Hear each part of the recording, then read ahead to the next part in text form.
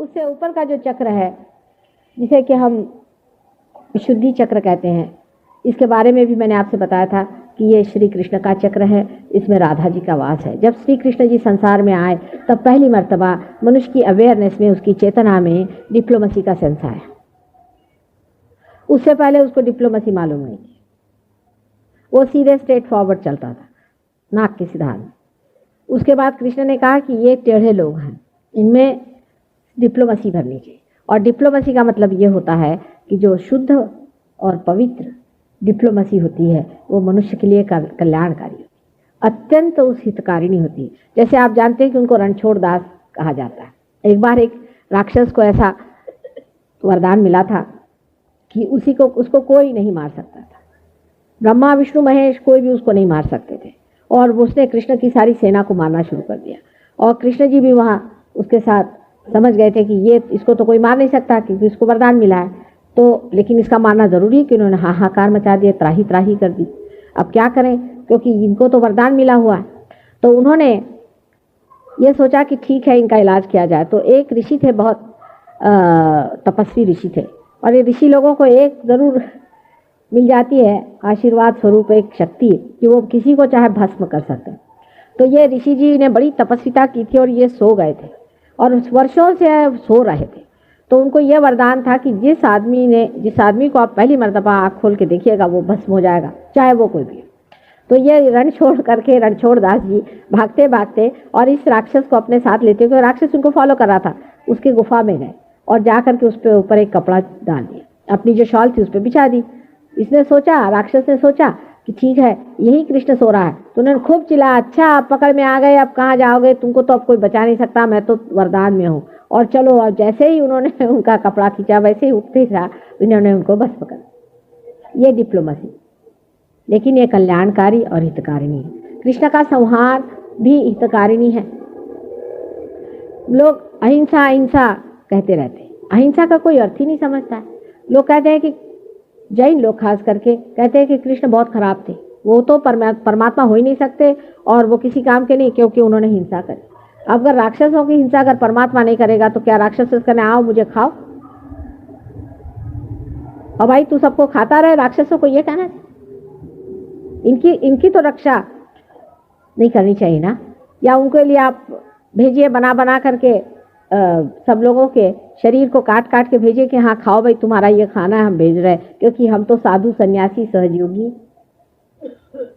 राक्षसों का तो हनन करना ही जरूरी है, उनको बगैर हनन के नहीं होता, क्योंकि राक्षस वो जाति होती है जिसके पास में आत्मा नहीं, जिसके अंदर कुंडलिनी नहीं होती, और उनकी आंखें बिल्लियों जैसी होती है। आपने बिल्लियों की आंखें देखी होगी, कभी देखी है?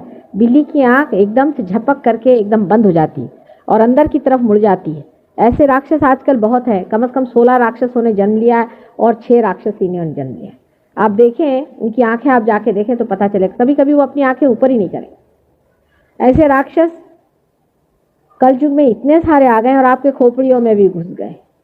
मुझे तो ये लगता है कृष्ण ने ये कहा था कि भाई परित्राणाय साधूनां विनाशाय च दुष्कृतां, लेकिन यहाँ तो मैं देखती हूँ कि कोई पूरा साधु ही नहीं है। किसी के सिर में एक योगी घुसा है, किसी के सिर में दूसरा भूत घुसा है, किसी के सिर में तीसरा भूत घुसा है, जिसको देखो वो कोई ना कोई गुरु का भूत घुसा करके यहाँ पर।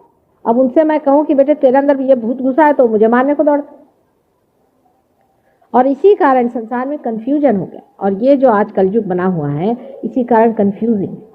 और जब तक मनुष्य उस कन्फ्यूजन से निकलता है तब तक इतना ज़्यादा पीड़ित हो जाता है और उसकी कुंडलिनी इस तरह से दुखित हो जाती है, इतनी उस पर चोटें हो जाती हैं कि उन चोटों को ठीक करते करते हमारे तो हाथ टूट जाते हैं। अब कोई कहेगा कि माँ हम आपके इतने आए, ने ये किया और आपने पार नहीं किया। हम तो मेहनत कितनी कर रहे हैं आप जान रहे हैं, हम तो पूरी मेहनत करें।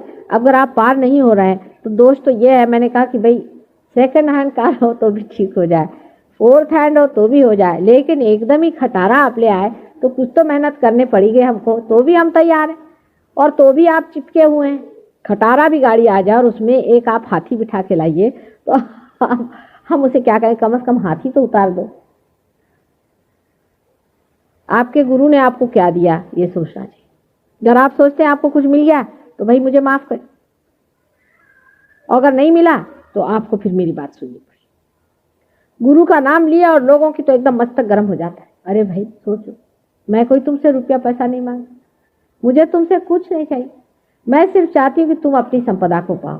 और अगर वो संपदा नहीं मिल रही है तो मैं तुमसे बता रही हूँ कि ये जिसको आदमी को जिसको भी तुमने अपना गुरु माना है, ये गुरु के योग्य नहीं। इसको क्यों माना तुमने? उसका कारण मैं अब आपको आगे बताऊंगी। इसके लिए आप अगला जो चक्र है इसको आप देखिए। ये आपके पेशानी है। ये पेशानी आपकी 11 रुद्रों से बनी है। इसमें एकादश रुद्र है। ये बहुत ही बड़ी चीज है। मनुष्य की पेशानी बड़ी जबरदस्त है। 11 रुद्रों से, माने 11 बड़े भारी चक्र इसके अंदर है। लेकिन इस 11 चक्रों का जो बीचों बीच चक्र है, मतलब 10 चक्र तो चारों तरफ और बीच में जो चक्र है, ये चक्र देखिए सूर्य की तरह है और ये सूर्य चक्र है। और इस चक्र में श्री गणेश स्वयं अवतरित हुए हैं और संसार में आए हैं, जो कि क्राइस्ट है। खुद क्राइस्ट जो है ये ब्रह्म है, ब्रह्म के स्वरूप है, इसीलिए उनका शरीर भी उन्होंने ब्रह्म स्वरूप ही रखा है। एक स्पेशल समझ लीजिए एक जीव बनाया गया था, इसको आप अगर देवी भागवत पढ़ें, हालांकि आप लोग कभी पढ़ते नहीं, मार्कंडेय पुराण पढ़ें, उसमें सब में उनको बताया हुआ है। उनका नाम था महाविष्णु। इनके पिता स्वयं साक्षात श्री कृष्ण विराट थे। जो बार बार ये फादर की बात करते हैं वो श्री कृष्ण थे। अब ईसाई सुनेंगे तो मुझे मारने को दौड़ेंगे, लेकिन इंग्लैंड में ऐसा नहीं होता। अब वो समझ गए। वो जो बार बार अपने फादर की बात करते हैं, इस तरह से उनकी जो दोनों उंगलियां हैं, एक देखिए विशुद्धि चक्र की उंगली है और नाभि चक्र की। नाभि में विष्णु जी हैं और इस पर कृष्ण जी। हमेशा उनकी 2 उंगलियां रहती हैं कृष्ण की, सिर्फ उसके सिवा वो कुछ नहीं जानते संसार अपने पिता के सिवा।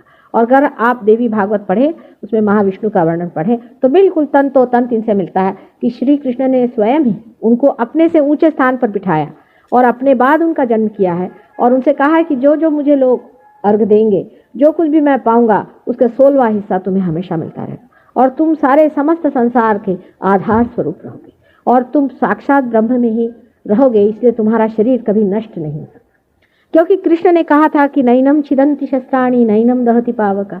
ये जो आत्मा है और जो चैतन्य है, ये किसी तरह से नहीं मिटता है, चाहे कुछ भी हो जाए, ये मिट नहीं सकता। ये सिद्ध करने के लिए ही क्राइस्ट का जन्म संसार में हो। अब क्राइस्ट नाम पर भी आप अगर ध्यान दें तो ये भी नाम ख्रिस्त है, और ख्रिस्त शब्द जो है ये कृष्ण से आया, क्योंकि कृष्ण का बेटा था इसलिए बाप का नाम चलाना था, इसलिए उसका नाम ख्रिस्त है। लेकिन उसका नाम जीसस भी जो है वो राधा जी का लड़का होने की वजह से राधा जी ने सोचा कि आज तक यशोदा जी का कभी भी कहीं नाम नहीं आया, इसलिए ने यशोदा माने जीसस, जैसे कि हम कहते हैं जसोदा, जेसु कहते हैं हमारे यहाँ। अगर जसोदा किसी का नाम है तो उसको जस्सू कहते हैं और यशोदा को येसु कहते हैं। तो बहुत से लोग जैसे मराठी में ईसा मसीह को येशु कहते हैं और जसोदा को जेसु कहते हैं। अब ये ईसाई लोग इस बात को कभी नहीं मानने वाले, और आप लोग भी बड़ा मुश्किल है, क्योंकि ईसाई लोग अलग हैं, हम लोग अलग हैं, ये सब एक ही बट्टे के हैं। ईसा मसीह ने खुद अपने इसमें कहा हुआ है कि those who are not against me are with. वो कौन लोग हैं जो उनके साथ हैं? वो तो बेचारे 3 साल रहे दुनिया में, समझ लीजिए, क्योंकि 12 साल की उम्र में तो कश्मीर चले आए, उसके बाद जब वापस गए तो 3 साल जीवित रहे, उसमें सबने उनकी हालत खराब कर दी। 3 साल के अंदर उनको क्रूसीफाई कर दी। वो पूरी बात कहाँ से कर पाते? तो भी उन्होंने कहा कि I will appear before you like tongues of flames. ये टंग्स ऑफ फ्लेम्स जो है बिल्कुल कुंडलिनी टंग्स ऑफ फ्लेम जैसी दिखती। कुंडलिनी की जो चक्र है वो टंग्स ऑफ फ्लेम जैसे ऐसे ऐसे जीवित, जैसे कोई फ्लेम्स हो, इस तरह से होती। खासकर सहस्त्रार बहुत सुंदर है। सहस्त्रार में अनेक रंगों की फ्लेम्स हैं और जो बीच की है वो बिल्कुल ही स्फटिक जैसी, बिल्कुल ही ट्रांसपेरेंट है, और बाहर से वो सब ऑरेंज और नीली इस तरह की होते होते स्फटिक कलर में आ जाती, एकदम कमल के जैसे। सहस्त्रार इस तरह से है, उसमें 1000 पंखुड़ियाँ हैं। अब डॉक्टर लोग कहते हैं कि 900 हमारी वो हैं और 982 हैं और 8 हमारी मोटर नर्व्स हैं, और ये बेकार के झगड़े करने से कोई फायदा है। उनको खुद सहस्त्रार को कभी देखना चाहिए, पर आप लोगों को कुछ भी नहीं दिखाई देगा, क्योंकि आपको मैंने बिल्कुल बीचों बीच से अति सूक्ष्म में निकाल करके वहां पहुंचा दिया, इसलिए आपने कुछ भी नहीं देखा। यही बुद्ध के साथ हुआ था, इसलिए बुद्ध ईश्वर में विश्वास नहीं करते, क्योंकि उनके पास माँ नहीं आई थी बताने के लिए कि बेटे ये माँ की वजह से हुआ। अकस्मात एक दिन थक के वो लेटे हुए थे, तब सहयोग से ही वो पार हुए, और कुंडलिनी बिल्कुल अंदर से गुजर के बाहर चली गई। जब आप किसी चीज के अंदर से गुजरते हैं तो बाहर की कोई भी चीज नहीं दिखाई देती। और इसीलिए आपको कोई भी चीज़ दिखाई नहीं देती है। अगर कोई चीज़ दिखाई दे तो सोचना कि आप बाहर आ गए। कोई चीज़ दिखाई नहीं देना चाहिए आपको। जब आप अंदर से जाए तो सिवाय शांति के और निर्विचारिता के कोई भी चीज़ आपको नहीं दिखाई देनी चाहिए। ये सहयोग की पहचान है। ऐसे तो बहुत से लोग कहते हैं चलो तुम्हारे घुमा देते हैं आज्ञा चक्र। परसों किसी ने कहा था कि ये तीसरा नयन जो है उसको वो क्या होता है। यही आज्ञा चक्र है जो कि हमारे बीचों बीच है। ऑप्टिक थैलेमस, जहाँ पर हमारी ऑप्टिक नर्व जो आंखों की नर्व हैं जहाँ पे बीच में मिलती है, वहाँ अति सूक्ष्म ऐसा है।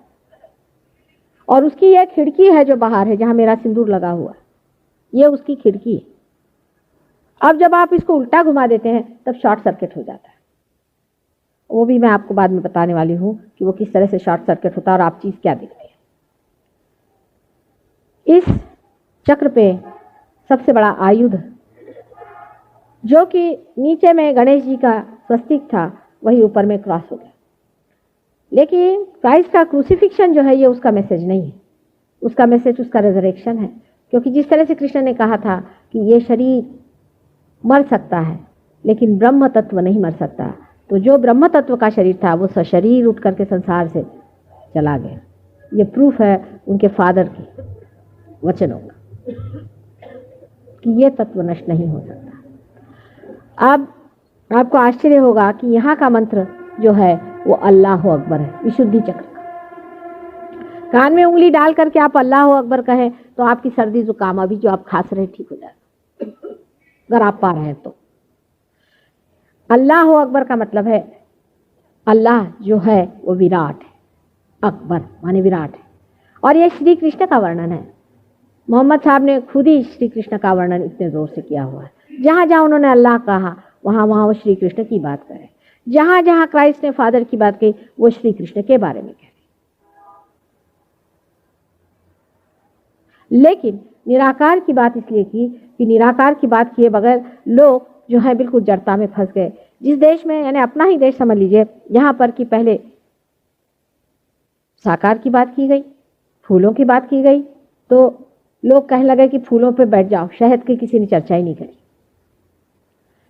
मूर्ति पूजा होने लगी, मूर्ति पूजा में भी अर्थ है, विग्रहों में भी अर्थ है, सब चीज में अर्थ है। क्योंकि मैंने आपसे बताया कि इन सब पे ही, सब चक्रों पे देवता बैठे हुए और सब में ही अर्थ है। लेकिन कौन सी मूर्ति सही है, कौन सी झूठी मूर्ति है, इसका भी पता नहीं लगता। ऐसी बहुत सी मूर्तियां होती जिसके अंदर भूत बैठे रहते हैं। अधिकतर ये लोग जो मूर्तियां से लेकर देते हैं, बस आपने घर में रखा, आपके घर में चोरी हो जाएगी। और अगर आपने उसको कहीं अपने बक्से में बंद कर दिया तो बक्सा के बक्सा ही उड़ जाएगा। तो आप करके देखिए। इस तरह से जो मूर्तियां देते हैं वो भूत बिठा के देते हैं। जैसे तावीज दे दिया, गंडे दे दिए, अंगूठियां दे दी, इन सब में आप जान सकते हैं कि इतनी बुरी तरह की आत्माएं भरी रहती हैं कि आप अगर पार हो जाए तो आप उठा के फेंक